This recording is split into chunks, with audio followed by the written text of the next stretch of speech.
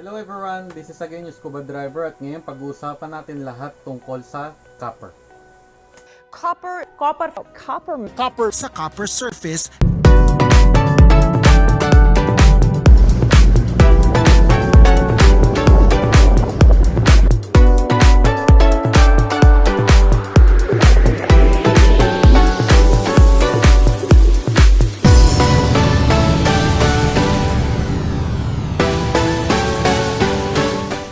Bago tayo mag-start, gusto ko munang makita nyo paano ba natin nakukuha ang copper. Maraming way para makakuha ng copper. Isang way is ang pagmamining. So makikita nyo, maraming proseso para tayo makabuo ng isang copper. Tulad ng pagmamining, marami silang ginagawang sistema at proseso para mabuo ang ginagamit natin ngayon na copper. Kailangan malaman natin paano ba nagiging effective ang copper para mapatay nito ang mga bakterya at mga virus. So para sa mga hindi nakakalam, ang antibacterial effect ng copper ay ginagamit na natin century ago pa. Simula pa nung unang panahon. Kalayan nyo, ang copper ay nasa Bible din. 'Di ba? Nabanggit ito sa isang verse. Ito, panoorin nyo. At sa aklat ng Eksodo na ipinag-utos ng Diyos kay Aaron na gumawa ng hugasang tanso at lagyan ng tubig upang gamiting panghugas ng mga kamay at paa ni na Aaron at mga anak nito bago pumasok sa tabernakulo ng kapisanan at bago lumapit sa dambana. Ginagamit din ito ng mga ancient Egypt sa pag-sterilize ng water. Ng mga ancient Roman naman, Aztec and Greeks, ginagamit ang iba-ibang form ng copper para sa medical treatment. May ibang society rin na ginagamit ng copper sa mga appliances nila tulad ng India at Turkey. Piniproclaim nila ang health benefit ng copper.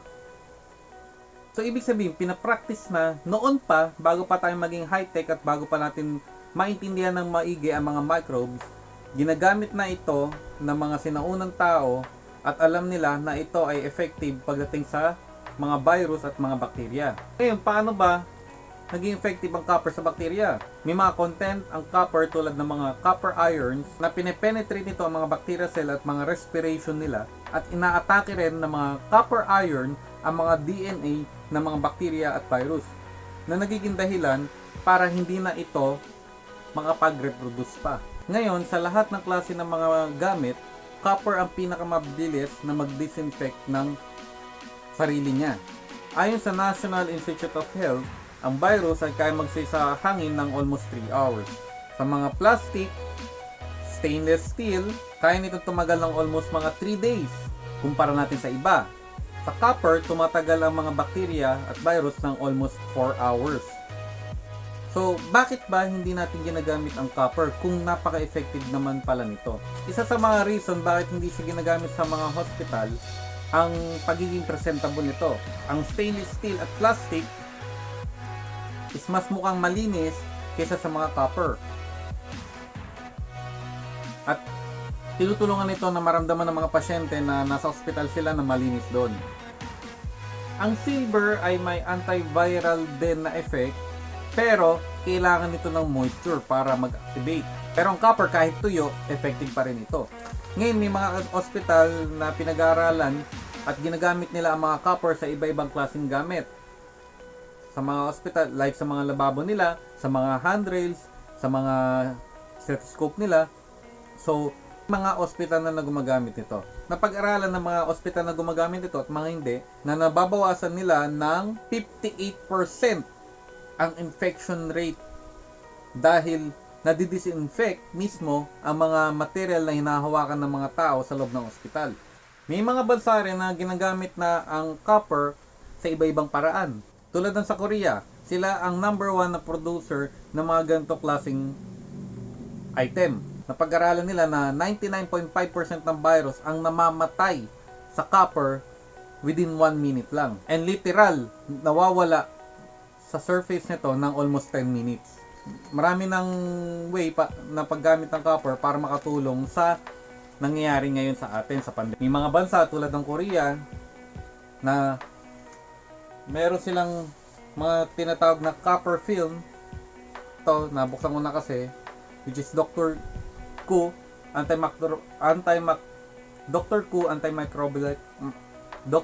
antimicrobial copper. Sila ang number 1 producer ng mga ganitong klase. Ano ba to? Copper film siya na pwede mo siyang idikit sa surface, elevator, sa lahat ng handle, sa mga hinahawakan, yung commonly na hinahawakan ng mga tao para makatulong na ma-disinfect ng sarili niya ang mga surface na to. Meron din sa Pilipinas na kauna-unahang kumpanya, Copper Mask, ito, na which is layer rin siya, copper film din siya na pwede natin gamitin as mask.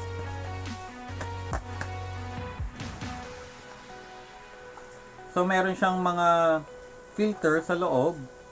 So ito yung copper film niya, ayan. Mga filter rin siya tulad nito.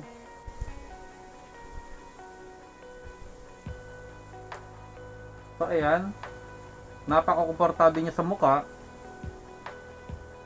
Kagandahan nito, kung meron kang mga existing mga mask natin,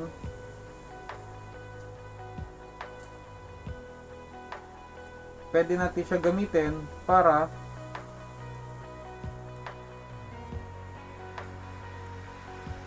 makoberan mismo yung mask natin. Bakit ba natin kailangan ng mga ganitong copper mask? Bakit ba natin kailangan ng mga ganitong copper mask or yung mga film na pwede natin lagay sa mga item? Tandaan nyo na ang copper mask ay nagdi-disinfect sa sarili niya. So, ang mga bacteria at virus, para sa mga hindi nakakaalam, kayang tumagal sa mga mask natin itself, sa mga surgical mask, ng almost 7 days based on studies to. So, ngayon pag suot mo siya, bakit ba ni-required ng bansa natin na magsuot ng face shield? Ang number 1 na dahilan nun is ang buong mukha natin ay hindi matalsikan ng mga droplets. Pangalawa,